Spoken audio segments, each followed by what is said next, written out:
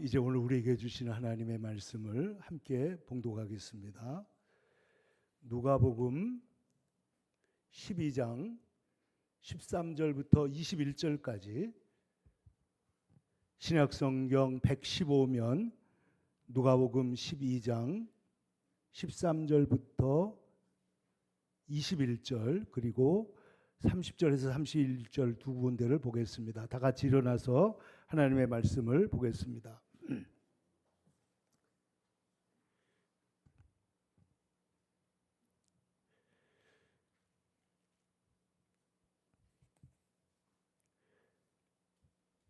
시작. 무리 중에 한 사람이 이르되 선생님, 내 형을 명하여 유산을 나와 나누게 하소서 하니, 이르시되 이 사람아, 누가 나를 너희의 재판장이나 물건 나누는 자로 세웠느냐 하시고, 그들에게 이르시되 삼가 모든 탐심을 물리치라. 사람의 생명이 그 소유에 넉넉한데 있지 아니하니라 하시고, 또 비유로 그들에게 말하여 이르시되 한 부자가 그 밭에 소출이 풍성하매 심중에 생각하여 이르되 내가 곡식 쌓아둘 것이 없으니 어찌할까 하고, 또 이르되 내가 이렇게 하리라. 내 곡간을 헐고 더 크게 짓고 내 모든 곡식과 물건을 거기 쌓아두리라. 또 내가 내 영혼에게 이르되 영혼아, 여러 해 쓸 물건을 쌓아두었으니 평안히 쉬고 먹고 마시고 즐거워하자 하리라 하되, 하나님은 이르시되 어리석은 자여, 오늘 밤에 네 영혼을 도로 찾으리니 그러면 네 준비한 것이 누구의 것이 되겠느냐 하셨으니, 자기를 위하여 재물을 쌓아두고 하나님께 대하여 부유하지 못한 자가 이와 같으니라. 계속해서 30절과 31절입니다. 이 모든 것은 세상 백성들이 구하는 것이라. 너희 아버지께서는 이런 것이 너희에게 있어야 할 것을 아시느니라. 다만 너희는 그의 나라를 구하라. 그리하면 이런 것들을 너희에게 더하시리라. 아멘. 오늘 우리가 함께 읽은 말씀을 중심으로 성도의 재정 원칙, 우리의 삶에 있어서 가정의 달에 우리가 하나님께서 주신 부모, 자녀 그리고 형제 자매들에 대한 얘기를 하고 말씀을 나누고, 오늘은 우리의 삶의 가장 중요한 파트 중에 하나인 재정에 대하여 예수님께서 무엇이라고 말씀하고 있는지 살펴볼 때 하나님의 큰 은혜가 우리 가운데 임하기를 축원합니다. 오늘 누가복음 12장에서 예수님은 우리 인생의 가장 깊은 문제를 다루고 있습니다. 이것은 경제 문제 혹은 분배 문제 혹은 은퇴 후에 노후의 미래 문제라고 생각할지 모르지만은, 오늘 예수님께서는 이 모든 것의 배경 속에 있는 인간 마음의 근본적인 방향과 인간의 존재의 본질에 대하여 다루고 있습니다. 현대사회의 사람들은 물질의 풍요 속에서도 영적인 빈곤 속에 살아가는 것이 분명하기 때문입니다. 오늘 성경에 보면은 한 사람이 다급히 예수님께로 찾아와서 예수님께 부탁합니다.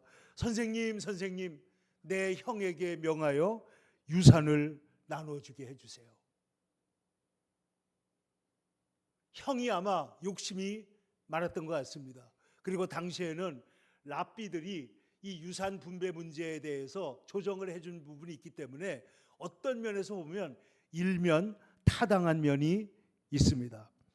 그러나 우리 주님께서는 이 말을 듣고 이렇게 말씀하십니다. 이 사람아, 누가 나를 너희의 재판장이나 물건 나누는 자로 세웠느냐. 주님은 이거보다 훨씬 더 중요한 일을 위해서 오셨기 때문에 이 일이 중요하지 않다는 것이 아니라, 주님은 더 중요한 문제로 우리의 관심을 끌고 가는 것입니다. 그러면서 이어서 말씀합니다. 15절에 그들에게 이르시되 삼가 모든 탐심을 물리치라. 이거는 공정의 문제 이전에 뭐의 문제라는 거예요? 탐심의 문제라는 거예요. 사람의 생명이 그 소유에 넉넉한 데 있지 않다. 본질적으로 인간은 물질이 없음, 사람은 빵만으로 살 수 없다. 이 말은 뭐예요? 빵이 필요하지만은 빵보다 더 중요한 것이 있다는 뜻입니다. 물질이 중요하지만은 물질보다 더 중요한 것이 있습니다. 이 땅에 있을 때 우리에게 건강과 물질이 필요하지만은 그러나 이 땅에 있는 것은 일시적이고 지나가는 것이기 때문에 이 모든 상황 속에서 더 중요한 데 초점을 맞추는 것이 옳고, 그렇게 될 때 너희의 삶에는 하나님의 질서와 코스모스가 임하게 되고 하나님의 축복이 임하게 될 것이라는 매우 매우 중요한 원리를 우리에게 말씀하고 있다 하는 것입니다. 여러분, 우리 인간들은 끊임없이 내 목을 중심으로 찾아갑니다. 이 사람처럼 유산을 나누어 주세요. 우리가 보면요, 장례식 끝나고 난 다음에도 그 부조금이 누구에게 더 많이 왔느냐 이거 나누고 앉아 있는 걸 볼 때도 있고, 하여튼 인간 세상에는 별별 희한한 일들이 다 있습니다. 그런데 인간의 연봉이 얼마냐, 성과급이 얼마냐, 아파트 평수가 얼마냐, 이런 것들을 가지고 이 세상은 그 무너질 수밖에 없는 바벨탑의 모든 노력을 다 기울이고 있다는 것입니다. 성경은 그러나 풍요나 재물 자체를 죄라고 말하는 것이 아닙니다. 하나님은 인간을 축복하시기를 원해요.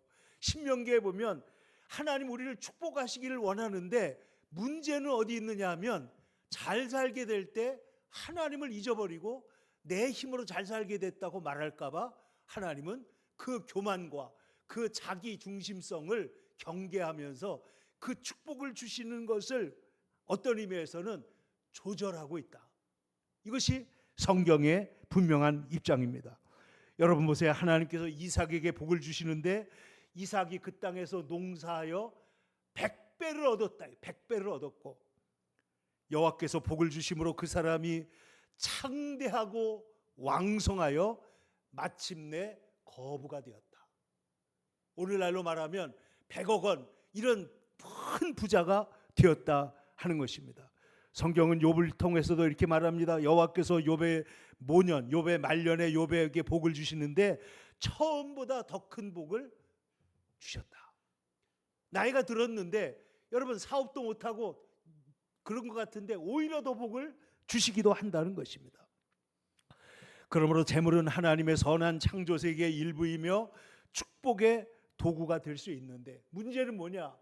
이것이 우상이 되어서 하나님을 잃어버릴 때 하나님께서는 이것을 가장 경계하시는 것입니다. 우리가 여러 번 말씀드렸지만 종교개혁자 존 칼빈은 말하기를, 인간의 마음은 끊임없이 우상을 만들어내는 뭐다? 우상 공장이라고 그랬습니다.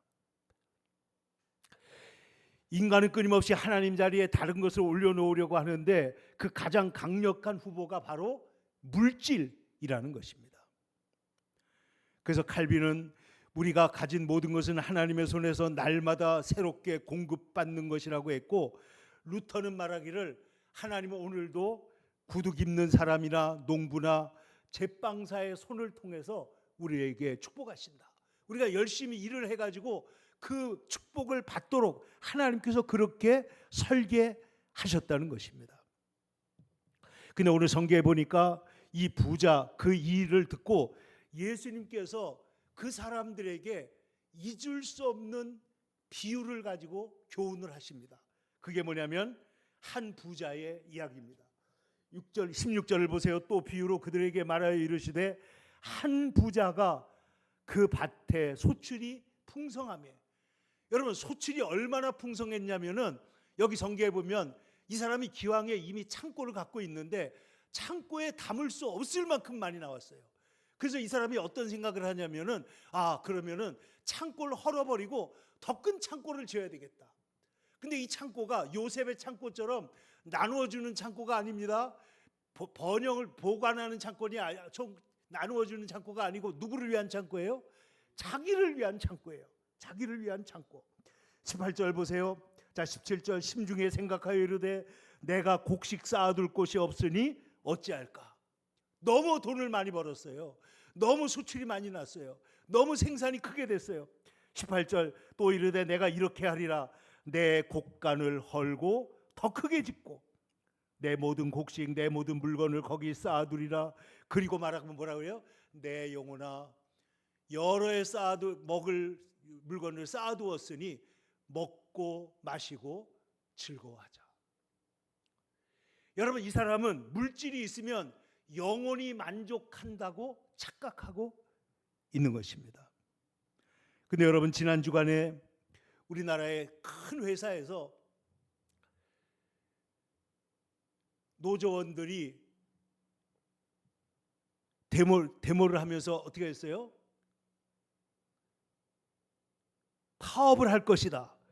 이렇게 해가지고 이렇게 되면은 우리나라에 100조의 손해가 올 것이다. 아니면 이것이 도미노 현상이 일어나가지고 엄청난 일이 일어날 것이다 해가지고 여기에 많은 사람들이 모여가지고 그래서 논의를 하고 했는데 이게 뭐냐? 이 회사가 금년 상반기에 돈을 너무너무 많이 벌어가지고 그래서 그 반도체 계열에 있는 회사원들에게 지금 10.5%의 특별 성과급을 지원하는 것으로 결말이 일단은 났는데 그 사람이 반도체 부분에 있는 직원이 얼마를 받느냐? 금년 말에 6억 4천만 원을 그 봉급 외에 별도로 받게 된다는 거예요. 근데 이 일이 금년에 끝나는 게 아니고 내년에도 잘 되면 반복될 수 있도록 그리고 그 상한선을 없애라 이래가지고 그 모든 사람들이 창고에 너무 돈이 많이 모이니까 그것을 서로 가져가려고 이제 다투게 된 것입니다. 그리고 비메모리부 사업부에도 파운드리 시스템에도 그들은 오히려 지금 적자가 나고 있는데도 불구하고 1억 6천만 원에 달하는 성과급을 확보하게 됐다. 아직 확정된 것은 아니지만 이 일이 어떻게 되느냐, 이것은 앞으로 이 삼성전자의 파업 리스크를 해소한 것 같지만은 그건 사실은 앞으로 장기적으로 기업 경영의 대학 생태계에 큰 문제를 일으킬 수 있다는 것이 대다수의 학자들의 이야기입니다. 다른 기업까지 모방 효과가 일어나 가지고 도미노가 일어날 것이고 그리고 가장 중요한 것은 수익이 있는 곳에 그 배분이 있다고 하는 그런 기본적인 그런 근간이 흔들리고 더 나아가서는 이 종업원들은 월급을 받는 사람들이지 사실 회사의 그 리스크를 책임지는 것은 아니기 때문에 물론 장기적으로 보면 다 책임을 지는 거지만은 그러나 그런 건 아니기 때문에 이것에 대해서 이것이 도덕적 해이나 혹은 성과주의 원칙이 무너질 것이다 이런 여러 얘기들이 지금 나오고 있습니다. 근데 여러분, 오늘 예수님께서 말씀하시는 것은 누가 나를 너희들의 재물이나 물건 나누는 자로 세웠느냐. 예수님께서 사회 공정의 문제를 다루지 않겠다는 뜻이 아닙니다. 성경은 무엇보다도 성경 언제나 은혜 가운데 그러나 공정하게 세상이 돌아가야 되는 것에 대하여 가장 많이 말하는 것이 하나님 말씀입니다. 근데 문제는 뭐냐면 이 부자의 독백 속에 반복되는 것 보세요. 내 곡간을 크게 짓고 내 곡식을 부어두고 내 물건을 쌓아두었으니 전부 다 지금 뭐 중심으로 돌아가고 있어요? 자기 중심으로 돌아가고 있어요.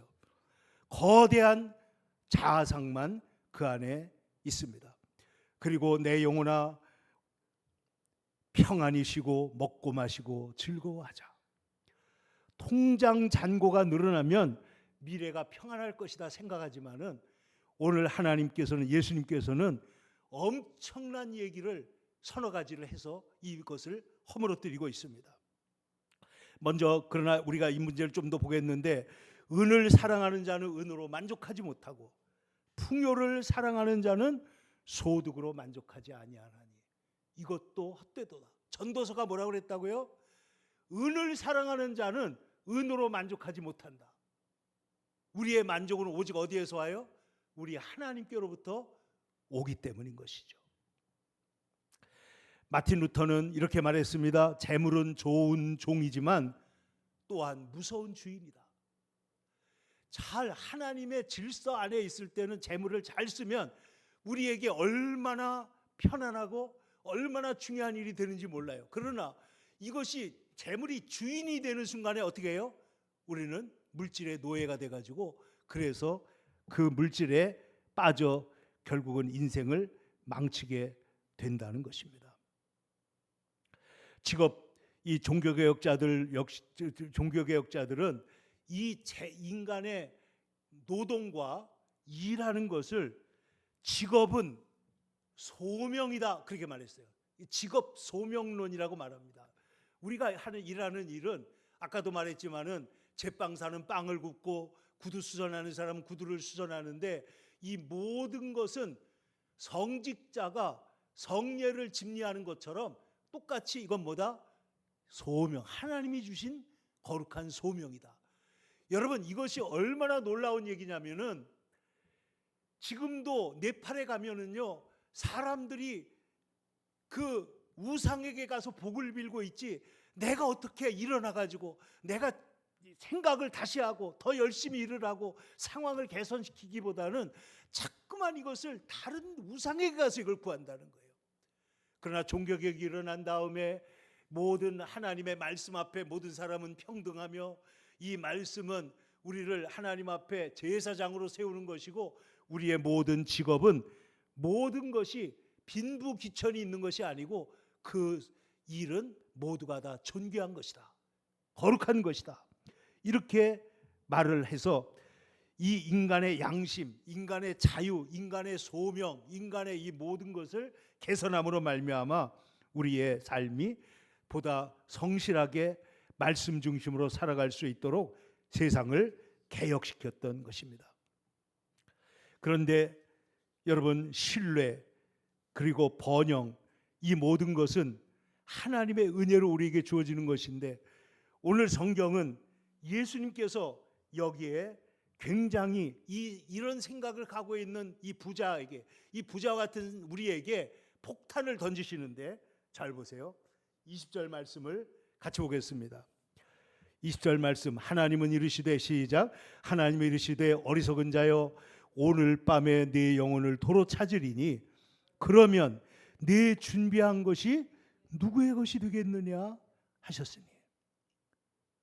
자, 여러 해 쓸 물건을 쌓아두었다고 하지만은 여러분, 이 모든 것을 하나님께서 뭐라고요? 오늘 밤에 내 영혼을 도로 찾으면은 네가 지금 쌓아두고 있는 것이 누구의 것이 되겠느냐. 하나님이 주인이고 우리는 청지기일 뿐이라는 것입니다.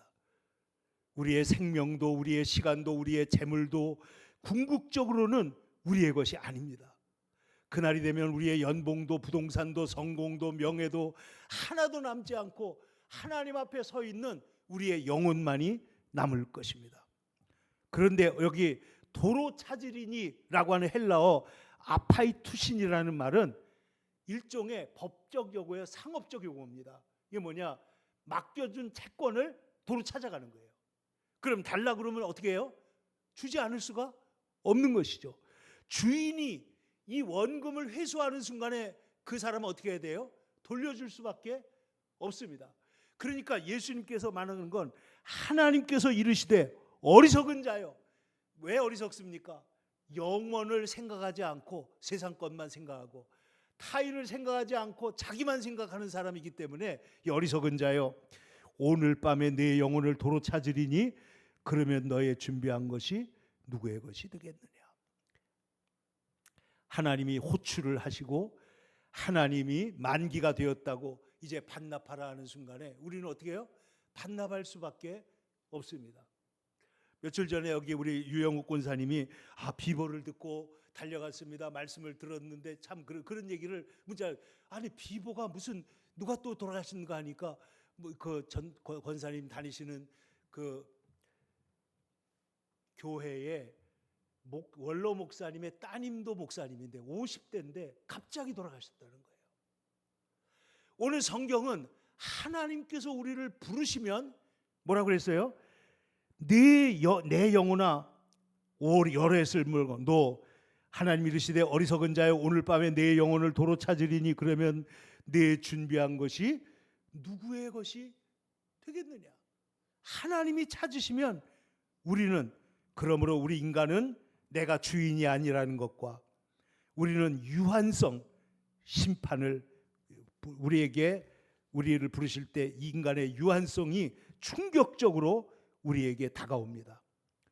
이게 요즘에 젊은이들이 현타라는 말이 있어요. 현타가 여러분 뭔지 아세요? 현실을 알게 될 때 오는 충격적 사실이에요. 그러니까 그건 내게 원래 없었던 게 아니고 뭐예요? 원래 있었던 것인데 잊어먹고 아니면 가려놓고 살고 있다가 현실이 탁 다가올 때 충격을 받는 거예요. 근데 오늘 이 사람에게 예수님께서 하시는 말씀이 뭐냐면은, 어리석은 자야, 하나님이 오늘 내 영혼을 도로 찾으시면 네가 무엇이 되겠느냐. 그러니까 정말 중요한 것은 그것이 아니다. 사람의 생명이 소유에 넉넉한 데 있지 않다라고 말씀을 하신 것입니다. 그러면서 예수님은 결론을 이렇게 내립니다. 21절입니다. 자기를 위하여 재물을 쌓아두고 하나님께 대하여 부여하지 못한 자가 뭐예요? 이와 같으니라. 그러므로 예수님께서는 또 제자들에게 이르시되, 22절입니다. 연속적으로 예수님께서 이 문제를 다루시고 있는데, 그러므로 목숨을 위하여 몸을 위하여 무엇을 입을까 먹을까 마실까 염려하지 말라. 그러면서 두 번째 중대한 얘기를 하십니다. 목숨이 뭐보다 중요해요? 음식보다 중요하고, 몸이 뭐보다 중요해요? 의복보다 중요하지 않느냐. 자, 뭐가 더 중요합니까? 본질입니까? 아니면 껍데기입니까? 오늘 성경에 보면은 여기에 대해서 말씀하시면서 예수님 뭐라 그러냐면, 자, 한번 따라합시다. 까마귀를 생각하라. 까마귀를 생각해 보라는 거예요. 여러분, 눈을 들어서 까마귀를 한번 보고, 요즘에는 우리나라에도 까마귀들 좀 날아다니죠. 까마귀를 생각해 보라는 거예요. 예수님 말씀이 뭐냐? 까마귀는 심지도 않고 거두지도 않고 골방 뭐예요? 골방도 없고 창고도 없지만은 누가 기르신다고요?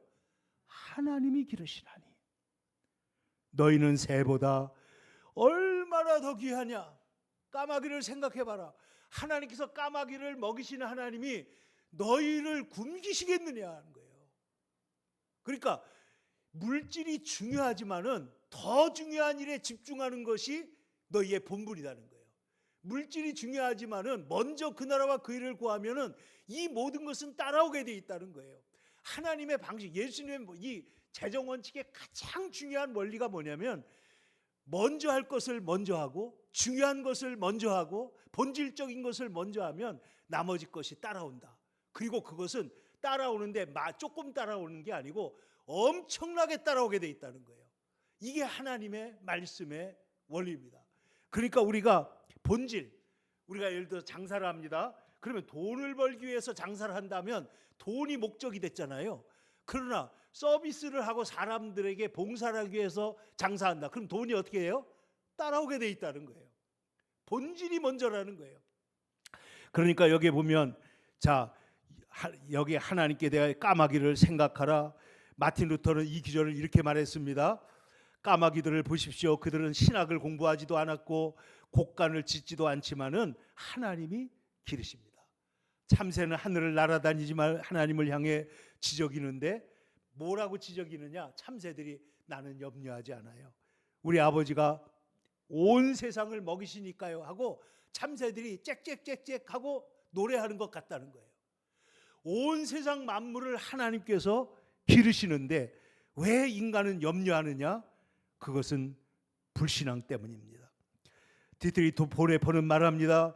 염려는 하나님을 신뢰하지 못하는 불신앙의 외적 증상이다. 염려가 뭐라고요? 불신앙의 증상이다.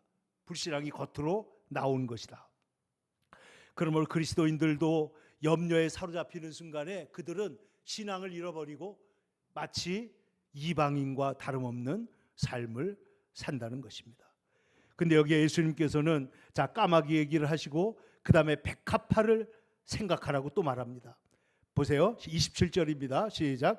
백합화를 생각하여 보라. 실도 만들지 않고 짜지도 아니하느니라. 그러나 내가 너에게 말하노니 솔로몬의 모든 영광으로도 입은 것이 이 꽃 하나만큼 훌륭하지 못하였느니라. 여러분, 지상에서 가장 축복받고 화려한 왕이 누구예요? 솔로몬입니다. 근데 하나님은 들에 있는 백합화 저 하나가 하나님이 그보다 더 아름답게 입히신다고 말씀하고 있는 것입니다. 그러므로 이 뒤에 나오는 이 말씀을 들어보세요. 28절 다 같이 읽겠습니다. 시작. 오늘 있다가 내일 아궁이에 던져지는 들풀도 하나님이 이렇게 입히시거든 하물며 너희일까 보냐 믿음이 작은 자들아.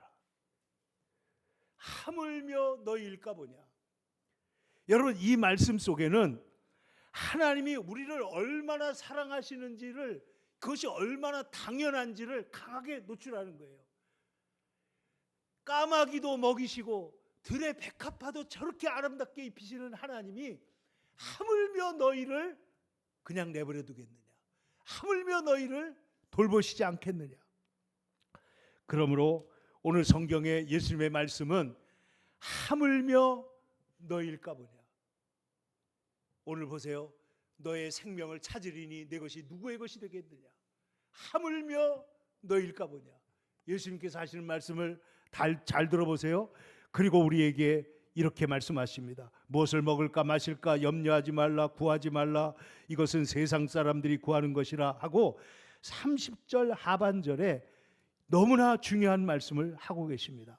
우리 30절을 다 같이 한번 읽겠습니다. 시작. 이 모든 것은 누가? 세상 백성들이 구하는 것이라. 너희 아버지께서는 이런 것이 너희에게 있어야 할 것을 아시느니라. 여러분, 이런 것이 뭐예요? 이런 것이 무엇을 먹을까 마실까 입을까 이방 사람들이 구하는 이런 것이 우리에게도 필요해요, 안 필요해요?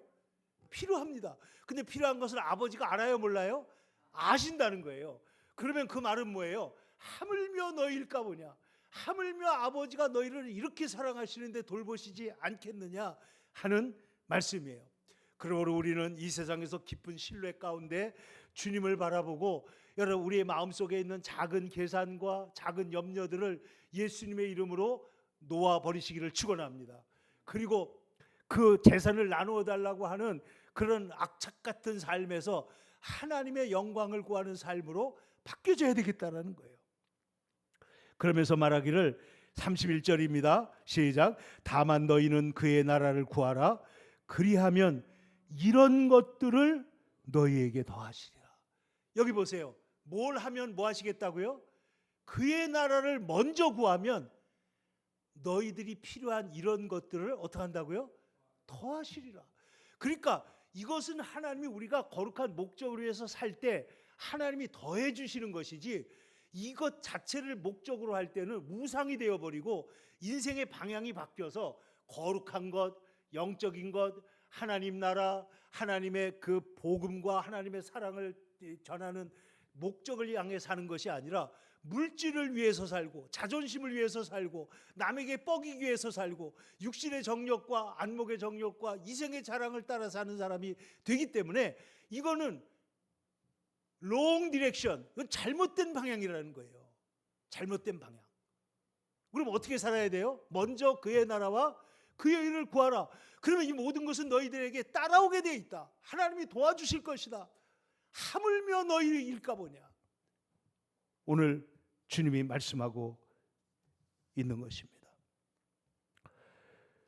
그러므로 너희는 먼저 인생의 방향을 바꾸고 그리고 인생의 대전환, 하나님 안에서 우리는 성실하게 일을 합니다.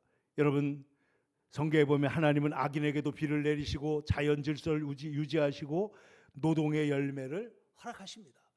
여러분, 이스라엘 백성들이 광야를 지나갈 때 뭘 먹었어요? 만나와 메추라기를 먹었습니다. 반석의 샘물을 마셨습니다. 그런데 가나안 땅에 들어간 다음에 뭘 먹었어요? 그 땅의 소산을 먹었습니다.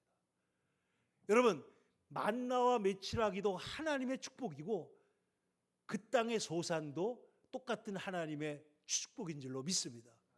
그 상황에 따라서, 환경에 따라서 하나님께서 우리에게 기적의 양식을 먹이기도 하고 이 땅의 소산을 먹이시기도 하는데, 그것도 역시 뭐예요? 다 하나님이 우리에게 주시는 생명의 양식입니다. 그러므로 마틴 루터는 말하기를 하나님은 우유짜는 농부와 시장의 상인과 나의 손길을 통해서 세상을 돌보신다라고 했습니다. 여러분, 하나님께서 오늘 너희의 필요를 아신다. 아신다는 말은 그냥 알고 알았어 하는 게 아니고 알고 우리를 책임지고 돌보신다 하는 뜻이 있습니다. 아신다. 이 말은 하나님의 관심과 돌봄으로 고아의 삶이 아니라 아버지 집의 삶으로 우리를 인도하는 것입니다. 그러나 오늘 성경은 우리에게 강하게 말합니다. 31절 다만 이랬잖아요. 다만 이게 뭐예요? 다른 것을 다 차치하고 너희는 먼저 그의 나라를 구하라. 여기 구하라라고 하는 말의 헬라어도 현재형입니다. 이 말은 뭐냐면 계속해서 구하라는 거예요. 구하고 끝나는 게 아닙니다. 먼저 그 나라와 그 일을 구하라. 근데 여기에 중요한 단서가 붙어 있는 거예요. 그리하면 이런 것들을 너희에게 더하시리라. 여러분, 주님의 거룩한 목적을 위해 살면 하나님의 축복이 우리에게 오게 돼 있는 줄로 믿습니다. 다윗은 말합니다. 내가 어려서부터 늙기까지 의인이 버림을 당하거나 그 자손이 걸식함을 보지 못했다. 사도 바울도 이렇게 말합니다. 나의 하나님께서 그리스도 예수 안에서 영광 가운데 그 풍성한 대로 너희의 쓸 것을 채우시리라. 하나님께서 채우실 것이다. 세상은 더 많이 가지고 더 많이 소유하라고 말하지만은 예수님은 먼저 하나님 나라를 구하라고 말합니다. 그러면 이 모든 것을 너희에게 더하시리라고 말합니다. 여러분, 세계 최고의 부자였던 록펠러가 53세에 최고의 부자가 됐어요. 그런데 어느 날 불치병에 걸려서 침대에서 일어나지 못하고 1년밖에 살지 못한다는 시한부 선고를 받았습니다. 그때 그는 돈이 내 생명을 구원하지 못한다는 사실을 깨달았습니다.